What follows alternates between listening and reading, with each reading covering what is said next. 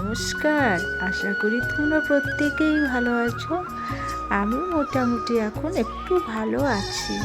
তবে বন্ধুরা, আমার শরীরটা তো অত ভালো না। ভাত খেয়ে নিয়েছি সকাল সকাল। ভাত বেশি পরিমাণে খেতে পারি না, মুখে রুচি নেই, কারণ জ্বর হয়েছিল তো। তাই আমার জন্য আমার কিছু ফল নিয়ে এসেছে বাজার থেকে। তা খাওয়ার তো মোটেই রুচি নেই। তা আমার মেয়েকে বললাম, মা আমার জন্য ফলটা কেটে নিয়ে আয় তো ঘরে।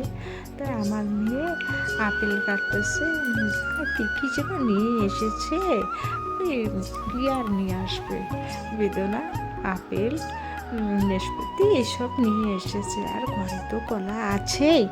যাই হোক বন্ধুরা, আর এগুলো এগুলো একটু খেলে মনে হয় পেটটা আমার ভরবে। তাই আমি মেয়েকে বলছি যে, মা কিছু তাড়াতাড়ি আমাকে কেটে দে, পেটের মধ্যে খুবই খেতেই পারি না, ভাতে খাওয়ার একদম রুচি নেই। তাই এগুলো আমার মেয়ে কেটে দিচ্ছে আমার জন্য, সুন্দর করে কেটে দিচ্ছে। আমি তো এতগুলো খাবো না, তাই আমি আমার মেয়েকে বললাম, মা আমি এতগুলো তো খাবো না। আমার মেয়ে বলল যে, না আমি এতটা খাবো না, ফ্রিজে রেখে দেবো। আমি তাই ঠাকুরকে প্রণাম জানিয়ে একটু খেতে শুরু করলাম। খেতে খেতে মেয়ের সঙ্গে গল্প লাগাচ্ছি যে, এত খেতে গেলে আমার তো অনেকটা সময়ও লাগবে, কাজও একটু আছে, একটু একটু শরীরটা তো হালকা হয়েছে, একটু কাজ টাজ করবো মা, তাই খাচ্ছি। আর মেয়েকেও বলছি, আর এসব খেতে গেলে তো অনেকটা আমার টাইম লেগে যাবে। তাই আমি এখন চিন্তা করছি, এতটা খাবো, খেয়ে আমার কোনো অসুবিধা হবে না তো, হঠাৎ যে খাবো। তারপর ওগুলো খাওয়ার পর আমার হাজব্যান্ড আবার কী করছে, বাজার থেকে আম নিয়ে এসেছে। আম এনে নিজেই কেটে মানে কেটে দিবে আর কি আমাকে। তাই আমার হাজব্যান্ড আম একটাই আম আনছে। আমটা নাকি একটা আমে অনেকটা ওজন ছিল, বড় আম নিয়ে এসেছে আমার জন্য।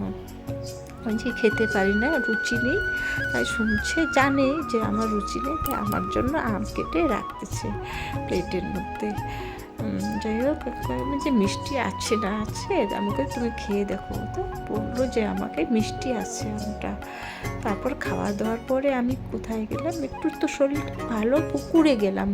পুকুরে গিয়ে কি করলাম, আমি কিছু মুড়ি নিয়ে গেলাম, যে ছোট ছোট মাছগুলো, এবার মাছ আমার খুবই ঘাটতি হয়ে যাবে আমার, কারণ ছোট্ট ছোট একদম মাছ।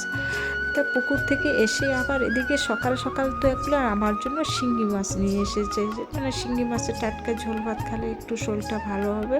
তাই আমি কী করলাম, কয়েকটা শিঙ্গি মাছ ইসের থেকে উঠানোর করতেছি হাতা দিয়ে। তা হাতা দিয়ে কি উঠানো যায়? তারপরে মেয়েকে বললাম ঝুড়িতে রেখে দিয়ে তারপরে আমি ওগুলো কেটে নিব।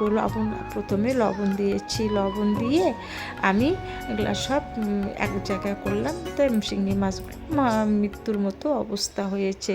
তাই শিঙ্গি মাছটা কেটে নিচ্ছি আমি। আমার মেয়ে তো শিঙ্গি মাছ কাটতেই পারবে না, যদি একবার একদম হানা দেয় সেই ব্যথা। কারণ আমি হানা খেয়েছিলাম, প্রচণ্ড এত ব্যথা শিঙ্গি মাছের। তাই বন্ধুরা, আস্তে আস্তে আমি শিঙ্গি মাছ কেটে নিচ্ছি।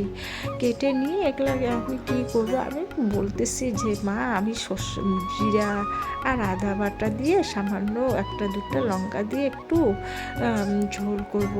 এই ঝোলটা খেলে আমার শরীরের পক্ষে উপকার। তবে বন্ধুরা, আমার ভিডিওটা সম্পূর্ণ দেখবে, স্কিপ না করে সম্পূর্ণ দেখবে, লাইক এবং শেয়ার করে কমেন্ট করে জানিয়ে দেবে কীরকম লাগলো, তবে আমি খুশি হব বন্ধুরা। তাই যাই হোক, আমার ওই যে মাছ কাটা প্রায় সম্পূর্ণ মাছ কাটি নেই, কিছু রেখে দিয়েছি। আর এইদিকে আমার বাথরুমের সামনে কালকে একটা বিশাল সাপ ঢুকেছিল, তার জন্য বাথরুমের সামনটা আমার মা আর কি, আমার মেয়ে আর কি, আমার হাজব্যান্ড এগুলো পরিষ্কার করছে। আর কত যে গাছ লাগানো হয়েছে, টব, কত যে ফুলের গাছ, এলোভেরা, নানা রকম গাছ লাগিয়েছে। কিছু গাছ কেটে ফেলাইয়ে দিলাম, কারণ কালকে যে বিশাল একটা পোকা ঢুকেছিল, কিন্তু পোকাটাকে আমি উঠাতে পারি নাই পোকাটাকে। তারপরে এখান থেকে এসে আমি কি করলাম, 500 গ্রামের মতো চাল নিয়ে আমি ধুয়ে দেবো, যে একটু ওই যে বললাম না ঝোল ভাত করব, তাই আমি হাঁড়িতে চাপিয়ে দিলাম যে একটু ভাত। আর এদিকে আবার কচুর ফুল তুলে এনেছে আমার হাজব্যান্ড, কচুর ফুল খুবই টক ভালোবাসে, তাই কচুর ফুল এখনও কাটা হয়নি। যাই হোক বন্ধুরা, কী আর বলি, এদিকে আদা আমার মেয়ে সুন্দর করে রেখে দিয়েছে, যে মা তো আদা বাটা, আর এইদিকে বেশি নাই আর কি, বাজার খরচ নেই। আমার মেয়ে বলছে মা এইটুক বাজার আছে কি করব, না আমি কই বাজারের আজকে দরকার নেই, যা আছে তাই দিয়ে যাবো। আর এদিকে একটা কাঁঠালও আনিয়ে রেখেছে। এদিকে আমি ভাত বসে দিয়ে এদিকে একটু উঠানটা একটু পরিষ্কার করতেছি, যে না উঠানটা কীরকম নোংরা হয়েছে। বিকালবেলা তো লোকজন আমাদের বাড়িতে আসবে, সেলফ হেল্প গ্রুপের লোকজন আসবে অবশ্যই, তো আমি একটু তাড়াতাড়ি পরিষ্কার করছি। শরীরটা আগের তুলনায় একটু ভালো আছে, তো তাই এসব কাজ করতেছি। কাজটা করলেও একটু শরীরটা ভালো হবে, আর শুয়ে থাকলে শরীরটা খুবই খারাপ হয়ে যায়। করে কাজ করি আর বসে থেকে চেয়ারে বসে থেকে একটু হাওয়া খাই, তাহলে শরীরটা একটু ভালো থাকে। তাই বন্ধুরা, আর কি আর বলবো, এই যে বসে পড়লাম আমি একটু চেয়ারে বসলে শরীরটা